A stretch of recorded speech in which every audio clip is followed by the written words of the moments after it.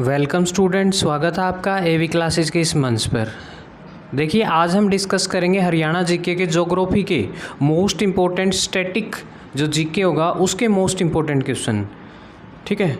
और आने वाले जो कम्पिटिटिव एग्ज़ाम है ग्रुप डी के लिए जो है मोस्ट इम्पोर्टेंट रहेंगे क्वेश्चन, वन लाइनर होंगे, बिल्कुल फटाफट करेंगे जल्दी से रिवीजन। देखिए, फर्स्ट क्वेश्चन है हरियाणा में सर्वाधिक विस्तार कौन से मैदान का पाया जाता है? जलोढ़ मैदान का। याद रखेंगे किसका? जलोढ़ का। नेक्स्ट देखिए, किस भौगोलिक अवसंरचना को हरियाणा की स्थानीय भाषा में घर पुकारते हैं? गिरिपद मैदान को जो है हरियाणवी भाषा में जो है घर कहते हैं। याद रखना, गिरिपद का जो मैदान है, ठीक है।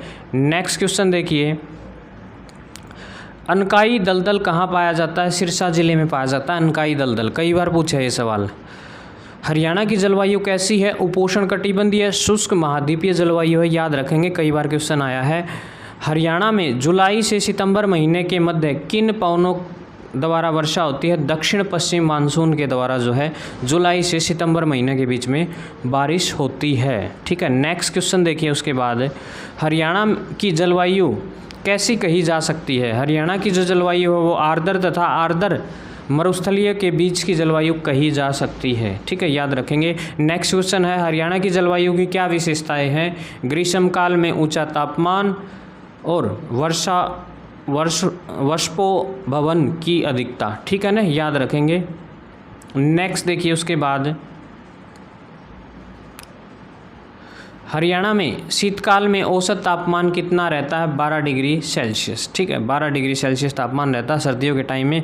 हरियाणा में उत्तरी भागों में पर्वतीय क्षेत्र में कितनी वर्षा हो जाती है? लगभग जो है 200 सेंटीमीटर तक बारिश हो जाती है, जो उत्तर पूर्व क्षेत्र है उसके अंदर, ठीक है। अम्बाड़ा, अन्य कुरुक्षेत्र इस साइड। हरियाणा के दक्षिण भाग में जो दक्षिण पश्चिम भाग है वहाँ जो औसत बारिश, अधिकतम बारिश कितनी होती है? 25 से 38 सेंटीमीटर, ठीक है। भिवानी का लोहारू क्षेत्र है, वहाँ सबसे कम बारिश जो है होती है साल की। नेक्स्ट क्वेश्चन देखिए, उसके बाद हरियाणा के किस भूभाग में सर्वाधिक वर्षा होती है? पूर्वी क्षेत्र में जो है हरियाणा प्रदेश के सबसे ज़्यादा बारिश होती है। हरियाणा के किस भाग में ग्रीष्मकाल में लू नामक गर्म शुष्क हवाएं चलती हैं? दक्षिण तथा दक्षिण पश्चिम भाग में, ठीक है ना। यहाँ हिसार, सिरसा, भिवानी, फतेहाबाद इन जिलों में जो है भयंकर लू चलती है। हरियाणा में सर्वाधिक गर्म महीना कौन सा होता है? मई और जून का महीना जो है सबसे गर्म महीना होता है। नेक्स्ट क्वेश्चन देखिए, उसके बाद है हरियाणा की जलवायु उपोष्ण कटिबंधीय शुष्क महाद्वीपीय है। इसका मुख्य कारण क्या है? समुद्र से दूरी होना, ठीक है, कि हम समुद्र तल से दूर हैं, इसी कारण जो है ये इतना अंतर है।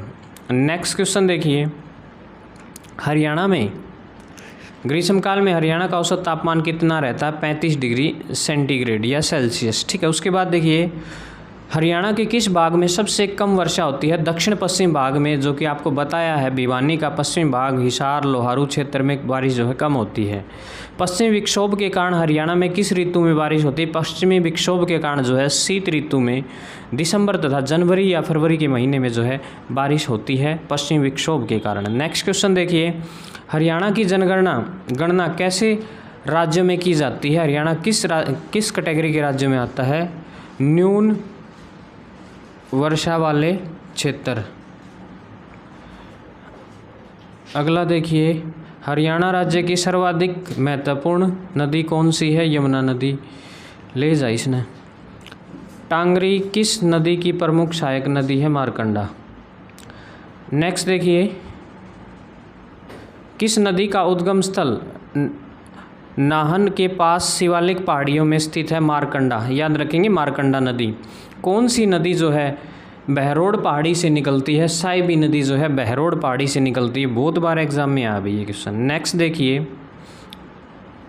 वर्ष 1947 में सिंचाई परियोजना के अंतर्गत किस झील का निर्माण हुआ है? बड़खल झील। याद रखेंगे, बड़खल है, ये ख है बीच में, बड़खल झील का।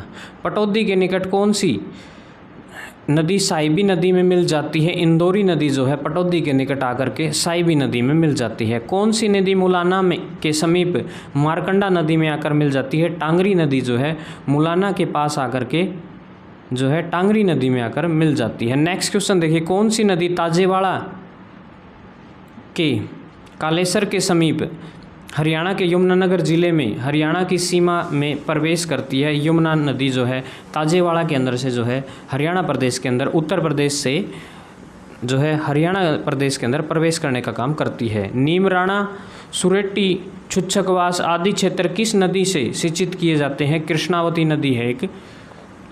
नेक्स्ट देखिए अगला क्वेश्चन आपके पास, कौन सी झील हरियाणा में अवस्थित है? दमदमा है, कोटला है, खलीलपुर है, ये सारी की सारी झील जो है हरियाणा प्रदेश में है। नेक्स्ट देखिए हरियाणा की कौन सी झील विदेशी पर्यटकों के लिए आकर्षक का केंद्र है? बड़खल झील है, ये बड़खल है, याद रखेंगे। नेक्स्ट क्वेश्चन देखिए उसके बाद अगला है फरीदाबाद की जो प्रसिद्ध बड़खल झील जो हरियाणा के किस ज़िले में स्थित है? बड़खल झील जो है फरीदाबाद में है, ये थोड़ा प्रिंटिंग गलत हो रही है। नेक्स्ट देखिए कौन सी नदी पंजाब के संगरूर में घग्गर नदी में आकर मिल जाती है? सरस्वती नदी जो है पंजाब में आकर के संगरूर क्षेत्र में आकर के जो है सरस्वती नदी जो है आकर के घग्गर में मिल जाती है। उसके बाद देखिए हरियाणा राज्य की दक्षिण क्षेत्र में प्रवाहित होने वाली दो प्रमुख नदियाँ, ठीक है, ये दक्षिण भारत की नदियाँ हैं, याद रखना, साहिबी और इंदौरी नदी, ठीक है, साहिबी और इंदौरी नदी। और पूर्व की जो उत्तर और जो पूर्वी नदियाँ हैं उत्तर की तरफ बहने वाली वो हैं घग्गर तथा यमुना, और भी बहुत सी नदियाँ। कौन सी नदी नजफगढ़ नाले के द्वारा यमुना में मिल जाती है? साहिबी नदी जो है यमुना के अंदर आकर के मिल जाती है। नेक्स्ट देखिए कौन सी नजफगढ़ झील में गिरती है? साहिबी नदी। हरियाणा के फर्रुखनगर में कौन सी झील स्थित है? सुल्तानपुर जो झील है वो हरियाणा के फर्रुखनगर में स्थित है। किस नदी के बारे में किंवदंती है कि वह भृगु ऋषि की पत्नी दिव्या पोलिमा के नेत्रों से निकलती थी?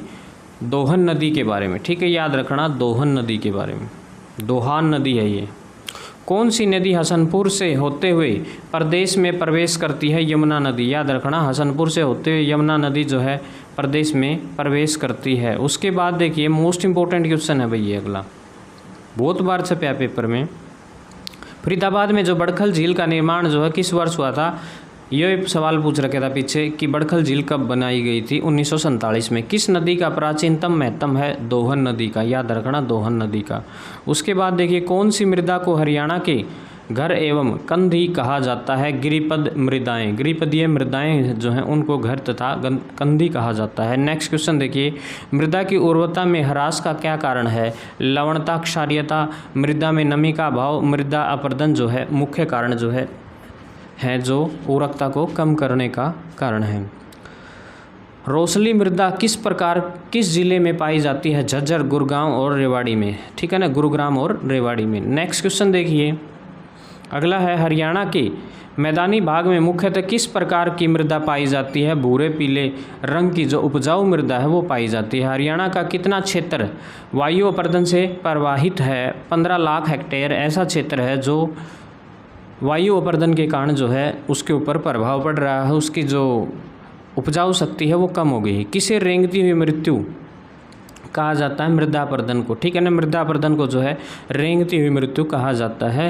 नेक्स्ट देखिए अगला सवाल है, क्वेश्चन है गिरिपदीय मृदाओं को कहाँ घर कहा जाता है? कालका में, ठीक है, याद रख लीजिए, कालका में। भूमि संरक्षण कार्यक्रम का उद्देश्य क्या है? ऊपरी सतह पर बहाव कम करना, कृषि जल प्रबंधन, ठीक है ना, याद रखना।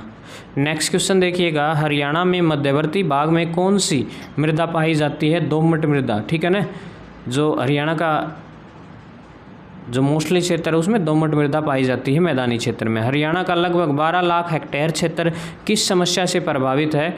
वायु के कटाव के कारण, ठीक है ना। बालू का स्तूपों की प्रधानता किस मृदा की विशेषता है? अत्यंत हल्की मृदा की, ठीक है, याद रखेंगे, अत्यंत जो हल्की मिट्टी है उसकी। कौन से जिले में लवणता से ग्रस्त है? कौन सा जिला जो लवणता से ग्रस्त है? एक तो पूर्वी हिसार और पूर्वी भिवानी, पश्चिमी रोहतक, ठीक है ना, याद रखेंगे। हरियाणा में किस भाग में हल्के भूरे रंग की रेतीली मिट्टी पाई जाती है? दक्षिण पश्चिम भाग में जो है हल्के भूरे रंग की रेतीली मिट्टी पाई जाती है जो बालू रेत से मेल खाती है। नेक्स्ट देखिए किस प्रकार की मृदा को हरियाणा में रोसली भी कहा जाता है? हल्की मृदा को जो है रोसली कहा जाता है, याद रखेंगे। किस मृदा में बालू, मृत्तिका एवं सिल्ट का लगभग बराबर अनुपात पाया जाता है? बलुई दोमट मृदा के अंदर जो है बालू के अंदर मृत्तिका और सिल्ट का लगभग बराबर अनुपात पाया जाता है। उसके बाद देखिए हरियाणा के किस जिले में लाल चेस्टनट मृदा पाई जाती है? यमुनानगर में। ठीक है, याद रखेंगे कहाँ? यमुनानगर में। नेक्स्ट देखिए उसके बाद है किस मृदा में चूने के अंशों का बहुल्य रहता है? अत्यंत हल्की मृदा में जो है चूना पाया जाता है ज़्यादा मात्रा में। हरियाणा की कितनी भूमि लवणता एवं अक्षारियता से ग्रस्त है? लगभग 32% भूमि जो है इन चीज़ों से प्रभावित है, अम्ल तथा अक्षार से। लवणता तथा अक्षारियता से ग्रस्त मृदाओं को स्थानीय भाषा में क्या कहा जाता है? रेह या कलर। ठीक है, रेह या कलर। ठीक है, और कलर भी कहा जाता है। हरियाणा के किस भाग में अपेक्षाकृत बलुई दोमट मृदा पाई जाती है? पश्चिम भाग में, याद रखेंगे। उसके बाद जो मध्य मृदा को कितने भागों में बांटा जाता है? 3 भागों में बांटा जाता है, याद रखेंगे। नेक्स्ट देखिए उसके बाद झिरका के क्षेत्र में किस प्रकार की मृदा पाई जाती है? मोटी दोमट मिट्टी, याद रखेंगे, मोटी दोमट मिट्टी। किस मृदा को खादर भी कहा जाता है? सामान्यतः भारी मृदा को जो है खादर भी कहा जाता है। नेक्स्ट क्वेश्चन देखिए, किस मृदा पर प्रतिवर्ष बाढ़ के कारण मृदा की नई परत जम जाती है? सामान्यतः भारी मृदा पर। नेक्स्ट क्वेश्चन देखिए, हरियाणा के किस जिले में सोलर नामक कठोर चिक्का मिलती है? थानेसर में, याद रखेंगे, थानेसर में। नेक्स्ट क्वेश्चन देखिए, हरियाणा में वृत्त पैमाने पर मृदा अपरदन का क्या कारण है? जल तथा वायु के कारण जो है इसका कटाव हो रहा है, वो है मृदा अपरदन का कारण। वायु द्वारा अपरदन हरियाणा में किन जिलों में अधिक हो रहा है? दक्षिण पश्चिम जिलों में जो है मिट्टी का कटाव हो रहा है, किसके कारण? पवन के कारण। हरियाणा का कितना क्षेत्र जल अपरदन से प्रभावित है? लगभग 2.76 लाख हेक्टेयर जमीन जो है किससे प्रभावित है? जल अपरदन से। ठीक है, तो ये थे हरियाणा जीके के ज्योग्राफी से रिलेटेड मोस्ट इंपॉर्टेंट क्वेश्चन, जो कि आने वाले कम्पिटिटिव एग्जाम के लिए मोस्ट इंपॉर्टेंट हैं। तो वीडियो कैसी लगी ज़रूर बताएं। जय हिंद, जय भारत, इनकलाब जिंदाबाद, जय श्री राम।